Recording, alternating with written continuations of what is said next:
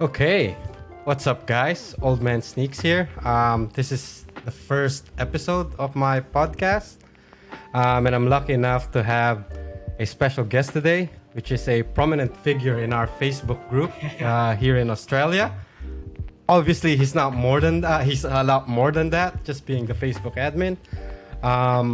That's why he's here to talk sneakers with us, and I'll let you introduce yourself. It's Oliver Phommavanh from Australia. Yeah, thank you, man. So my name is Oliver Phommavanh. I'm a children's author.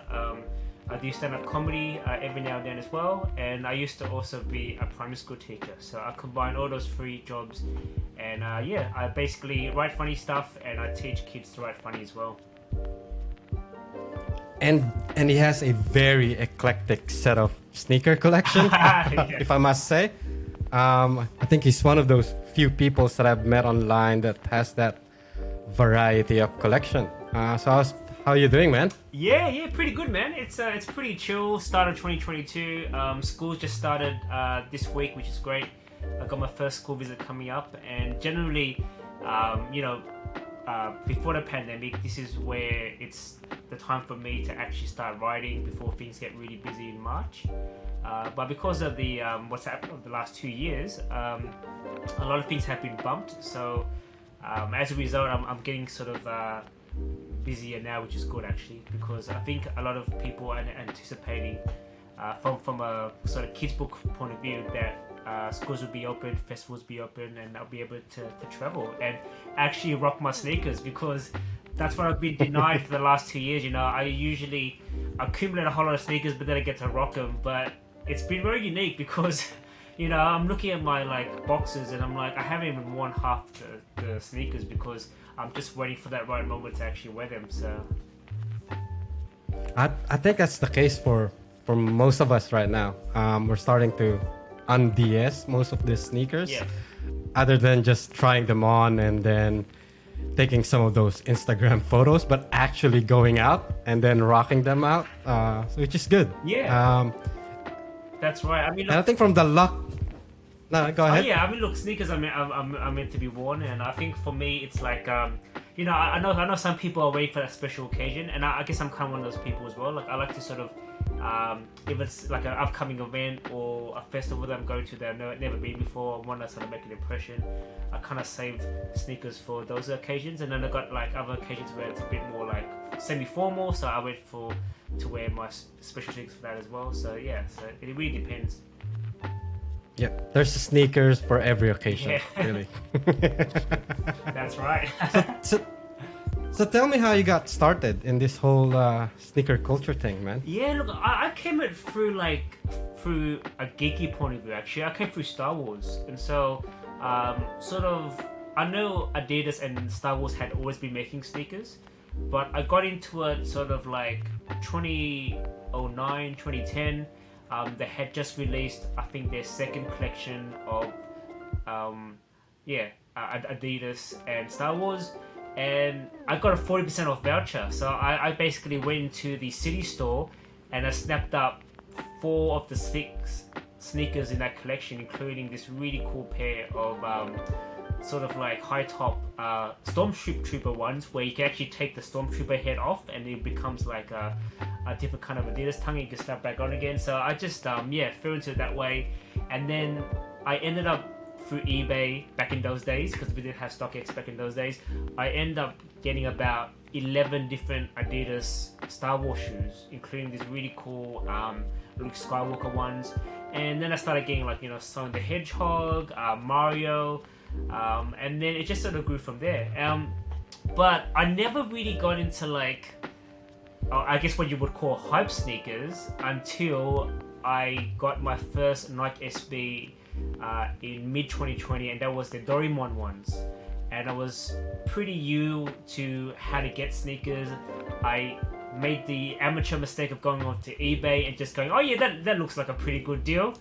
Snapped it up, got them, and then if you look at how on StockX or whatever, that Doraemon, I actually it's at a third of the price that I paid for. That's all I can say. So it's just I had no idea. I thought it was going to be limited edition, but it turned out that the Doraemon Nike SB Dunk High was just a GR release. It was just a general release in a normal box. So I ended up overpaying for that one. And then from there, I got into like Nike SBs. I checked out the Chuggy Dunkies, and I just had to get those as well. So I snapped that one up. Then I snapped the Grateful Deads up as well. That the yellow pair. So I like teddy bears.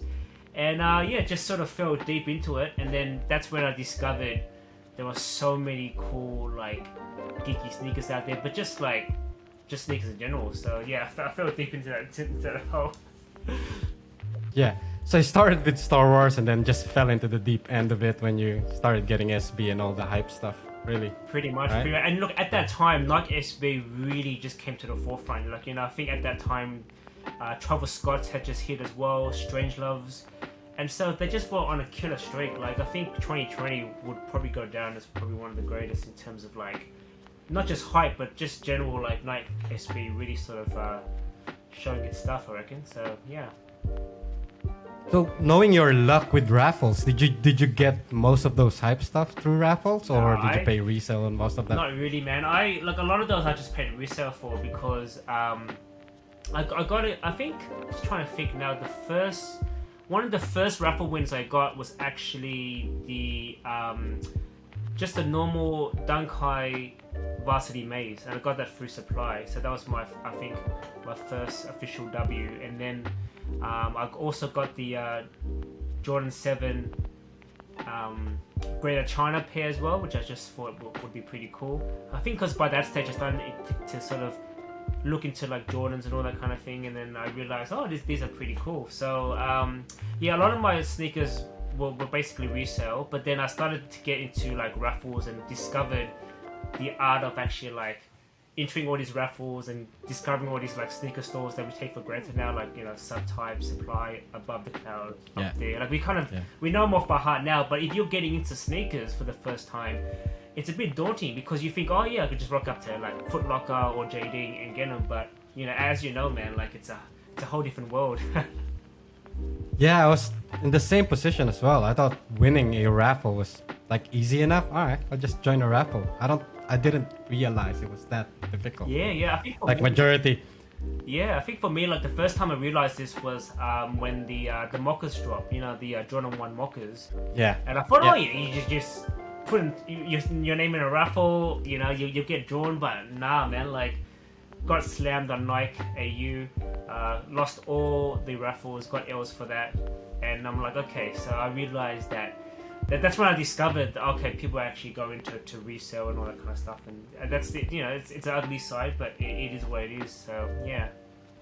Yeah, well, it's part of the culture, and the other thing as well is that I don't think most of the other countries realize how hard it is for us to cop sneakers down here in Australia. I mean, I don't think we get a lot of the stocks, and we don't even get most of the releases as well. Oh, absolutely. So, 100%. I think like for those listening from America or even Europe or even Asia, like Australia, we're on the bottom of the list, and New Zealand too. Poor New Zealand, they don't get half the stuff that we get, but poor Kiwi friends there. But yeah, Australia, we're on the bottom of the list. We're isolated. We're Nike AU is okay, but we don't have an actual dedicated app as well for sneakers. Adidas app is not the best as well, and I think like when you really think about it, we only have one official tier 0 store, which is Supply. I think like they generally get the heat. If you're lucky, maybe Subtype, maybe up there. And up there. Yeah. That's it. Like there's not really much, and I would imagine that even if they do get raffled out, and you get to those other stores like High and Lows, Laced as well, I reckon that they don't get a lot as well. I reckon they get maybe 2 or 3 in each size. So yeah, a few pairs, and then some of them will probably backdoored as well. Yeah. So it's gonna be. And don't get me started. It's on, extra difficult. Skateboarding shoes or like for Nike SBs, because they're even harder. Like there's only selected shops that get them, and same thing as well. Limited size one, I reckon 1 and 2. And like you said, man, like a few stores probably backdoored or whatever as well. So yeah. Yeah, I think Fast Times is the only one that I can think of when it comes to SB, really. Yeah, look. And then sometimes Supply, but yeah, that was probably my first official Nike SB win. Was the Street Hawkers, and it was the start of 2021, and that was back when Fast Times used to do the quick 15-minute raffles on Instagram, and I just discovered it with like 2 minutes to go. I'm like putting my details in. It came out as like a fault on the on email address. I'm like, oh man, what do I do?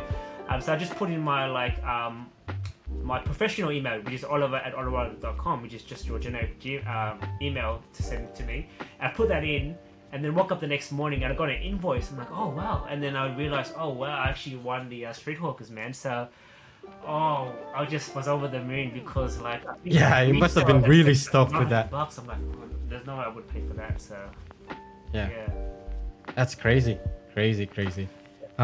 So a couple of weeks ago, we went to that sneaker event, right? Yeah, And then me being new to sneakers, right? My opinion around it was that it's the same shoes on every table that you go through. It's pretty much the same thing that you see, and I don't know if it's a reflection of the sneaker culture in Australia, or the event was too small. There's not a lot of tables that was bought. There's not a lot of people bringing in their shoes, but I feel like it's the same thing over and over. It's the same Jordan 1s. It's the same Dunk clothes that you see, and there's not a lot of variation. And then me being new to this, do you think that's the case? That really it's all about the same stuff, like people wanting the same things and not a lot of variation? I didn't see a lot of Sauconys or any of the other brands, really. It's always Nike and Jordan. Yeah, absolutely, man. I think it's just basically them just riding the wave. I think like, you know, when you talk about the last 2 years, it really has just been Dunks and Jordans that have really been setting the bar. A couple of Yeezys get thrown into the mix, but yeah, it's, you know, when I went there, some stores basically had like every hyped Dunk release or every hype Dunk colorway that you could think of, and they're all just sort of laid there. And I even made the comment on my blog saying, you know, this is basically just like a recap of the last 2 years. And so I guess we don't know, because that to me was one of the first live sneaker events after the pandemic / lockdown, and I know we're still sort of in the pandemic kind of thing, but I feel like maybe, hopefully, like, you know, as the years go on, and look, maybe, you know, people who listen to this can comment, because like I actually looked up, like, SneakerCon, which is one of the biggest, actually came to Sydney in like mid 2019, and I would have like been, wow, that would have been so cool. And I reckon we would have seen like a bigger variety of sneakers there.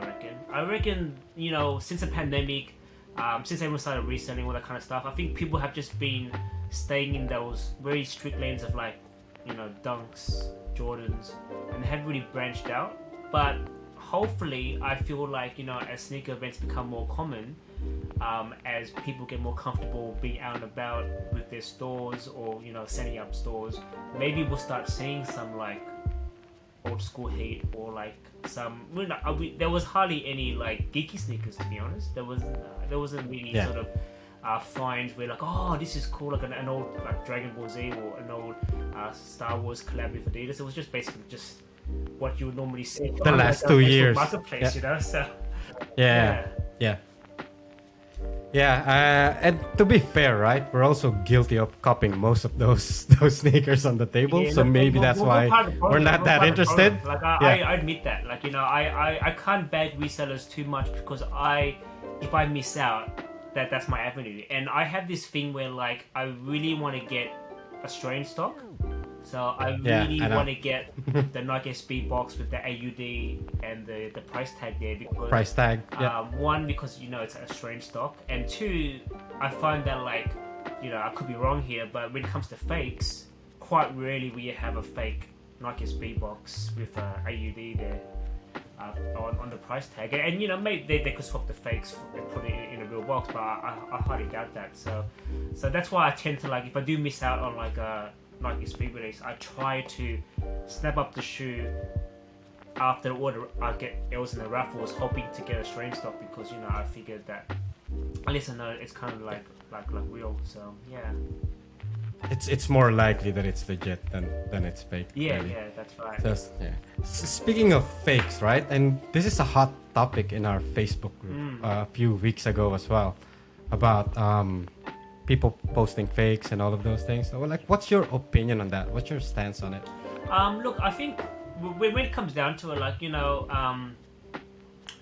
I only have an issue with it if someone is trying to sell you a fake and they're saying it's retail. Because I've been scammed myself. I bought the Chunky Donkeys off eBay twice and they were fake twice. Like, I thought, oh wow, too good to be true. But I figured, like maybe it's legit. It's off eBay, sure it's legit. Got the sneaker, and it was fake as. And I'm like, oh man. And thankfully, twice, I was able to get my money back. But I still kind of lost out because when I shipped the shoe back to the UK or whatever, I still lost out on those like outrageous postage fees. But thankfully I was able to get my money back. But still, like, so I was a bit naive. Like, I thought, oh, like, surely buying off eBay, surely at that price, because it wasn't like cheap, but it was also not as expensive as what StockX was going for. I figured surely they'd be real, but no, both of them were fake. And the third time lucky, I actually got my Chunky Donkeys off eBay. And I did all the legit checks. I watched every single YouTube vid about the fake versus real. And that's when I realized there's actually like a market out there for people who, want to buy fakes because they can't afford the sneaker for those outrageous resale prices. And for that, I get it, that's fine. But what I don't like is people like, scamming others through fakes. So that really sort of gets under my skin kind of thing. So I think the anxiety you get when you purchase a new high ticket sneakers, right? Like, is this legit? And you do all of the checks, you do all of the research just to make sure that, all right, I wasn't scammed or anything. Yeah, that's right. And I feel like we're actually past the point now where they're obviously too fake. Like, we've got the classic meme of like the fat Jordan, or a really outrageous kind of like colorway that's weird. But these days now, it's the lines are so blurred. Like, and so I can understand from an old school sneakerhead's point of view of like, like they have to be real. If you buy a fake, you're supporting the fake market and all that kind of thing. But then on the flip side, it's like, people just want to rock what they want to rock. I guess if I had to choose a side, and this is, look, if I had to choose a side, I would tend to still be like, rock what you want to rock, but I would tend to like try to pick like real sneakers as opposed to buying fakes or wanting to support or promote fakes, I guess. So yeah. I think it's for me, for what it's worth, I think it's the over promotion that is the issue.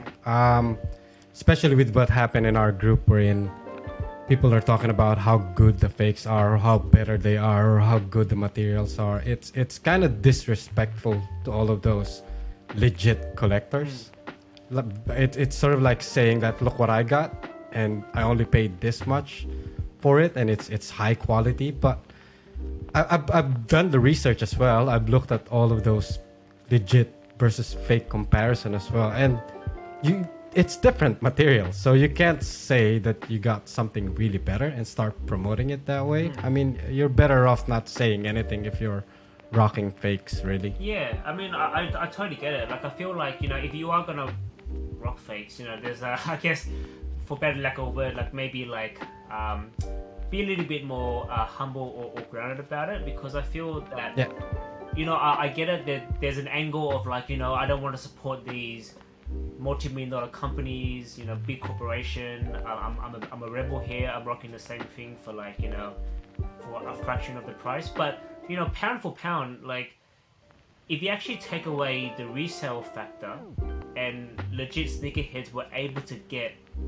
legit shoes for retail price, then the argument for buying a fake becomes a little bit less of a factor, because I feel that even for that person who actually likes to buy fakes, if they could actually get the shoe for retail, they would go retail for sure. I don't know anyone who would actually pay or fake, knowing that they could actually get the same sneaker for retail price, because the difference is not that much. But surely you pay retail, because I'm the same. I feel like, you know, you can't say for sure that it's better than the actual original. And I know that, you know, QC is a big issue now, especially with like general Nike releases, especially those Nike Dunks. They're a bit hit and miss, but you can't say that a fake is better than the real. So yeah.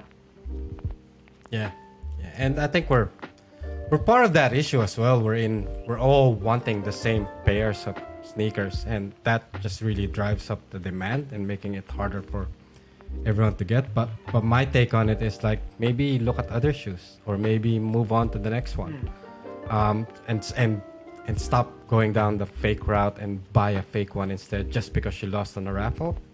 You're gonna lose a lot if you're in this culture. You're gonna lose a lot. Like 90% of the time you're gonna lose. Like 10% you might be lucky to win, but that's only because it's overstocked. Yeah. Really, that's the nature of it. Yeah, I think spot on, man. Like, I feel like, you know, like winning raffles is basically like a sporting team. Like, sometimes you're on a really cool streak. You feel, you know, unbeatable. You feel like, oh yeah, I'm getting W's everywhere, and then before you know it, you're just gonna cop L after L, and you're like, oh man. Yeah. So, you know, look, I must admit, I rode my luck in 2021. I was very blessed, very lucky. Knock on wood, I could end up getting L's for everything this year, and I'm happy to cop that on the chin, because I know that, you know, I'm a bit of a realist. I know that you can't get everything, and also, like you said, limited stock, limited supply, and I feel that there's even more people now entering sneaker raffles, you know what I mean? So the pool of people coming in is actually making it even harder to hit, I reckon. So yeah. And that's another problem as well. That pool of sneakerheads coming in, like, how many of them are really just resellers trying to take your spot so that they can resell it? I feel like here in Australia, the resellers are starting to outnumber the actual collectors. Yeah. You know what I mean? Like, everyone's a reseller here for some reason. So Yeah. I mean, I think it's bad, because it's bad and good, because probably you're gonna run out of people to sell your sneakers to, because if everyone's a reseller, then that's a problem in the long run. Yeah. Yeah, that's right. And it's kind of funny, because, you know, if you look through Facebook Marketplace, I kind of find that like more than half, or even like 2/3, I reckon, are actually selling to each other. They're kind of like trading stocks. They're kind of like, you know, they someone would have a stack of sneakers that came out, and then resellers would snap those up, hold on to them, hoping that they'll go up in price. Like, I doubt that, like, you know, people would actually go there and actually buy a sneaker at that price. That a lot of people would just look at it and just walk away, go, oh, you know, it's not for me. Yeah. But that said, I mean, look, if no one bought their sneakers, they would stop doing it. But obviously they're still doing it because people like us, other people will pay in, because maybe that particular sneaker was the one that they would go, you know what, I'm all in, you know, like, if I cop oils, I'm paying resale. Maybe for that person, that's the pair for them. And so as a result, you have a lot of people just trying to resell everything. And I think what gets me is like people who go into raffles not wanting the shoe, but then like trying to hold it for like trade bait, if that makes sense. Like, you know, they just want to get it so they can either like trade it for their size, or hold on to it and like use it as currency to pay for another shoe. And I'm like, you know, like, you're not really reselling, but you're taking the spot of someone who actually wants the sneaker. It's just like, yeah, the kind of same sort of principle as well. Okay, we're back. We had some camera issues. First episode woes. I think it happens. And we were talking about resellers and us picking up things that we want regardless anyway. So speaking of pickups, man, what's our latest pickups this past few weeks or past month? Yeah. So I got them here. Now, I think I was telling you before that I'm trying my best to cull down on my sneaker pickups, but here I am with like 2 sneakers here that I picked up this month. But yeah, so these ones here, first W through supply store this year in 2022, and these were the Bapester Reebok collab, the Insta Pump Fury OGs. Yeah, classic. I love the Insta Fury silhouette. They're pretty cool. You can do a lot with the silhouette, and yeah, I think plenty of baked goodness. It's just camos in all different styles, and it's actually based on the original colors of baked camos jackets / Bapesters like years ago, which is really cool. So that was really cool. It was a pickup actually, and I think Supply is starting to do this actually. They're in-store pickup, so if you win, you need to actually pick up the sneaker within 2 days. Yeah. And I feel that will hopefully cull people from like entering. But it's also great because I managed to get these on the Friday, the day before It's More Than Sneakers event, and then I was able to rock them. So if I had got them off Reebok, I would have lucked out. And it's good that Supply Store is doing in-store pickup. Yeah. That's very good, because then it makes it harder for resellers to just bought it, or you know what I mean, like automate the whole thing. That's right. I mean, look, I wish that they made the person actually like like wear the sneaker out of the store Going for out. some hype releases, but yeah, it's pretty cool. Like you said, hopefully it will stop people from reselling. I mean, you know, we're out of the pandemic now. Hopefully this means more of those like things where you just line up for the sneaker. I know that JD have actually started to have a thing where it's like an in-store raffle, but it's 2 hours before the release. So for example, they had the New Balance 550s UNC and the black colorway, and I think on Saturday, this past Saturday, yesterday, and basically you rock up there between 7 and 9 a.m. You enter the raffle through their app, which is linked to how close you are to that store. I think that's how it works. And then you get it, and then you basically, if you win, you get a notification on your phone, and you go in to get your pickup. You pick it up. Yeah, that's pretty really cool good. as well. So, that's really good. Yeah. And my second was actually a redraw, actually, because I lucked out on Lace's launches, and then they started to redraw it. But then at the same time, I don't think this was actually a heated release, because other stores like Subtype and just released it as a general thing. So, and these are the Iguana Dunks, and they're pretty cool. They're so funky. They're very scaly. They're kind of similar to my Rex Adidas Stan Smith sneakers that came out last year.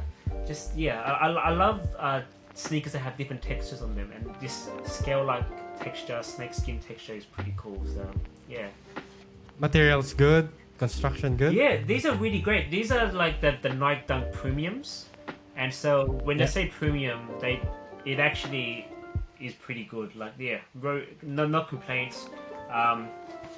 Icy gum, so we're just gonna get dirty in the first wear, but yeah, I love it. It's really cool, and I don't have too many green sneakers anyway, so I feel like I'll be able to rock these pretty easily.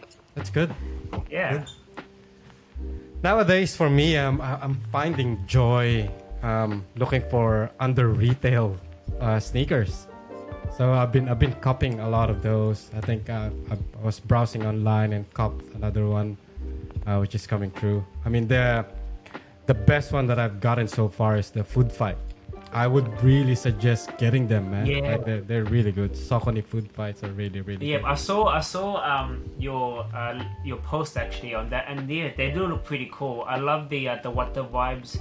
It kind of reminds me of the Street Hawkers actually. Like it's a food theme, different colors. I have got a Saucony Shadow 6000. I got the Up There store collab. Yeah, those are good cool as well. And I bought it at retail, and they actually end up being like under retail as well. But it's hard to gauge like what's going to be on sale or not.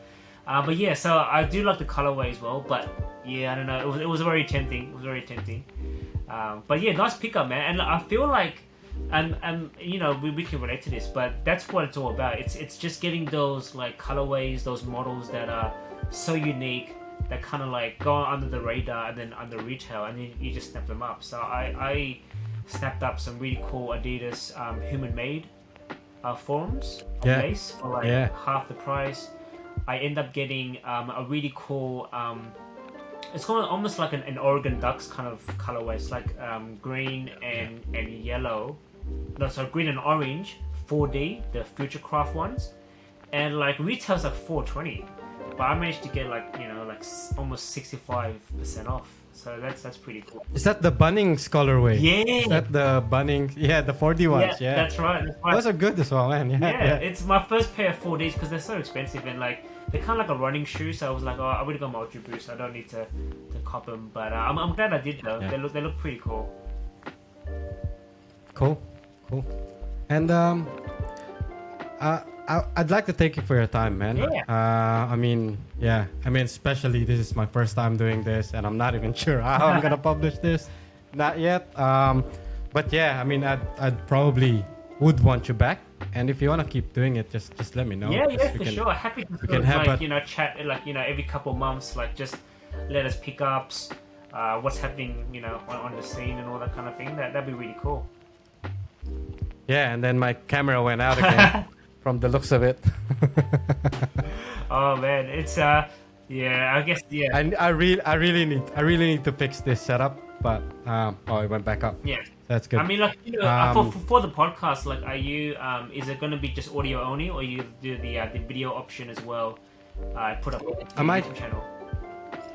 I might put it up on YouTube as well, do a little bit of editing, and then with the podcast, I'm looking at maybe going the Anchor FM route and then just publishing it to wherever I can publish, I guess. Yeah. Cool. Cool. Yeah, I'll just do some fancy editing, like maybe a ninja hiding out of a smoke with my camera going out or something. Like doing a smoke bomb or something. Yeah. But yeah, I mean, I really appreciate you taking the time, man. Especially it's a Sunday, and look, I like chatting with other sneakerheads as Yeah. well. I mean, we don't go out as much. We don't have much of those events, and getting the chance to talk to sneakerheads, it's really good. Yeah, and look, It's good therapy. yeah, and look, honestly, that's part of the joy, to be honest. Just like, even though I wasn't gonna cop anything at the event, just talking sneakers, holding them in hand, just having a walk around was pretty cool. So I'm looking forward to more events like that, I reckon. So Cool, Yeah. cool.